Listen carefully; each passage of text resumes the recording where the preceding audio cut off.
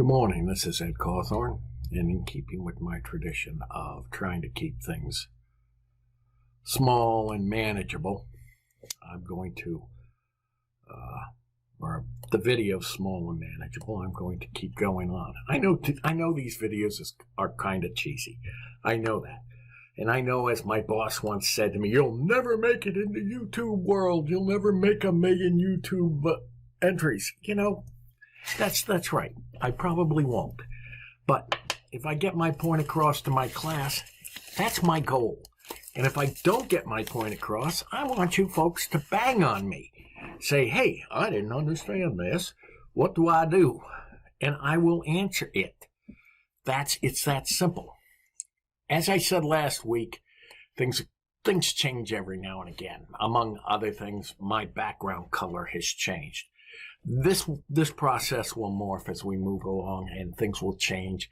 I've got a label on the screen this time, and I've got the topics I'm going to address: variables, numbers, if statements, oddball things, strings, lists, files, functions, modularity, and data for a GUI, and how to prettify your GUI. This background color shows you how to prettify it a little bit. But prettifying is kind of a subjective term. I've always been rather fond of my granddaughter's long hair, and I always thought it looked very nice. And then one day she got it all cut off. She came home with just, she just cut it all off. And she says she thought it looked prettier than her long hair. Well, okay. Can't, it's her hair. She can do what she wants with it. My opinion on what's pretty sometimes doesn't matter. And that's the way you have to look at things in the computer science world. Sometimes you're going to do something, and somebody's going to tap on your shoulder and say, that's not so pretty. Well, don't worry about it. If you like it and you're comfortable with it and it fits the instruction set, then run with it. Let's start this week by looking at Vars. Variables are kind of an interesting thing. There are a few things you need to really understand about variables. Every variable has a data type associated with it in Python. That's a big deal because in Python, being an object-oriented language, you have to associate everything with an object. Well, not everything, but everything is associated with an object of some type. Excuse me. And as I say, that's a big deal. All types in Python are classes. If we go out here and we just open up a command line, py, we'll take a look at this. We'll minimize this just a little bit, get it out of the way. Let's say cat equals 5. We can then print type cat. That tells us that it is a class, and it is of an integer class. Works that way if cat were dog. If cat were cat equals dog.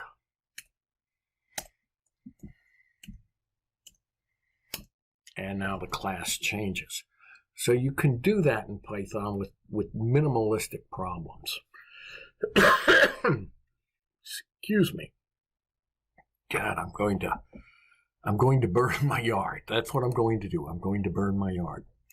All classes have methods associated with them in Python. All right. That may not be such an easy thing to understand. But let's go look at a couple of things. Let's say we have a class, dog.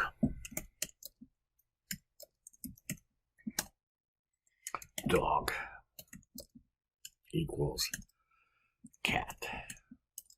Oh, and this is something else you might want to be vigilant on. In Python, you can use double quotes or single quotes. It's not going to matter as long as they match. We'll go into that as we move along. If you have any questions, don't hesitate to ask them. So when we print dog, this is what we get. We can print dog and then pick out a particular number or a particular letter, and A, which is the first letter. That's a method associated with it. We'll go into those in a few minutes. A method is a function that belongs to a class. That's important to keep that in mind. You can always find out what type of a variable you're working with or what class you're working with simply by doing a type variable name. I just showed you that. You can have methods associated with a data type, dir, in your Python shell.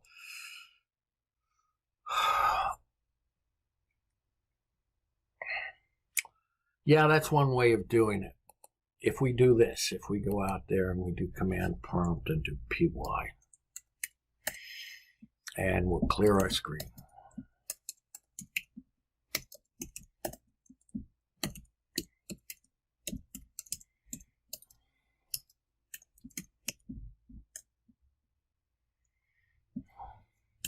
Hit the up button, go back to it.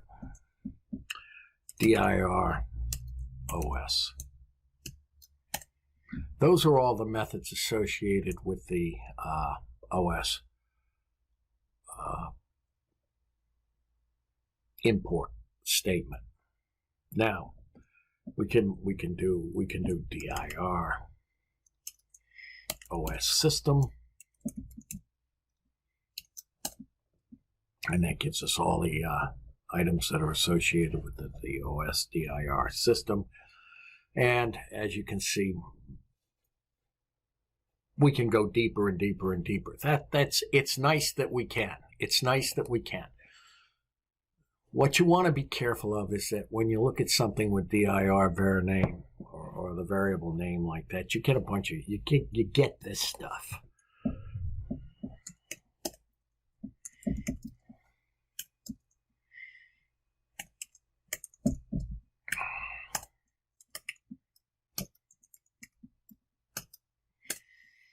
And then it brings you out to this stuff. To me, this is hard to read, difficult to read. And the reason it's difficult to read is because everything is just concatenated. It's got a lot of punctuation in it. My eyes get confused. Some of these words aren't spelled correctly. Is numeric. Yeah, well, I know what that means and I know how that's spelled, but to be honest, it doesn't look right to me, because in reality, I would say is numeric. That's how I would do it, and it's just not done that way in Python. So what I've done in the past is and we're going to see this now because we're going to look at all the data methods associated with Python, and data types associated with Python. In Python, you're going to have a numbers data type, string data type, list data type, a float data type, a complex number data type, which we're really not going to work with much. It's just stated there. Bool data types, dictionary data types, set data types, frozen sets. I haven't had much use for frozen sets over the years, but that doesn't mean you shouldn't know about them at least. Byte methods, byte array methods, memory methods, and none-type methods. Let's start with numbers. If we take a look at numbers, these are all the methods associated with numbers. Now, I've taken these methods and I've sanitized them a little bit, and I've put them in a box, in an HTML box. It didn't take me very long. It's just a real quick down and dirty thing that I do every now and again. And the reason I do it is because when looking at this box, And looking at this, cat equals 5.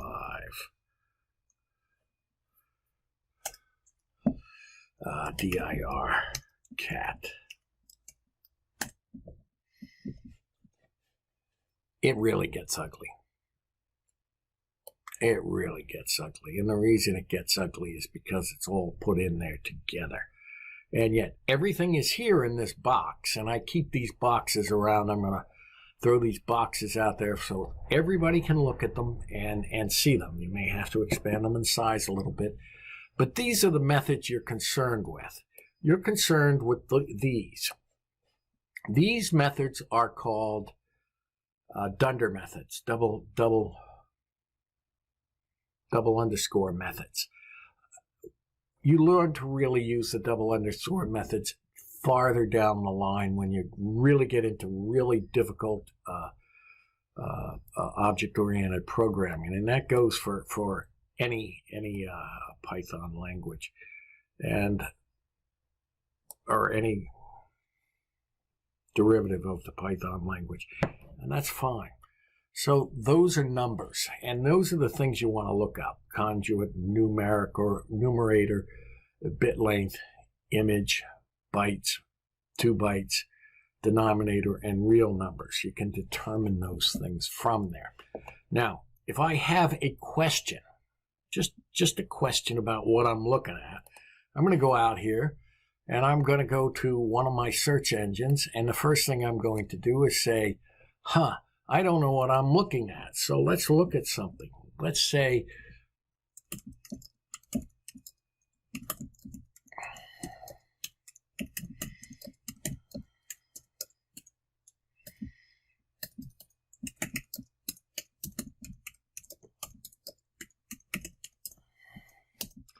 and bingo, bango, and beats, it's going to bring me numpy. Numpy is a numbers process that returns the real part of a complex number. So we're not going to deal with that very much. So if there's something that you don't understand, you can always Google it, and it will always be there.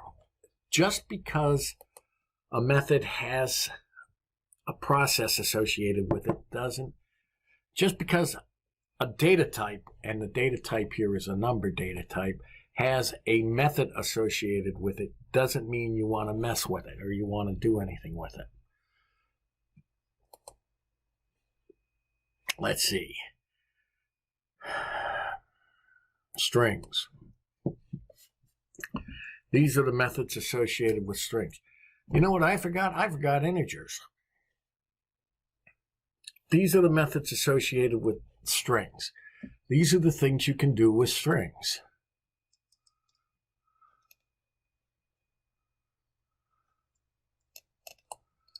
That's important because you'll learn a lot by messing around with strings. You really will. And as I said, all this does is provide me with a little bit more organization. I've had these around for a long time, so I don't worry about them too much. I can make a new one by simply going into my drivers or my Python Devil area. Here I am in my Devil area, and I will go out here to my program organizing HTML, and I'm not going to import math, but I'm going to do a dir of integers. I think that'll work, and then I'll run it.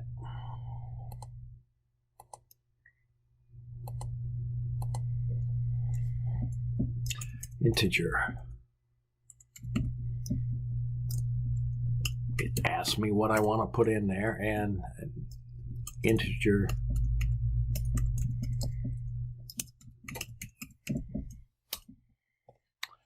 done. Let's go look at integer methods. Right there it is. And these are the methods associated with the integer. So I've got a quick, down and easy way to do it, and that's something that's always saved my posterior. I I can do something like this. And I'm going to end this video now.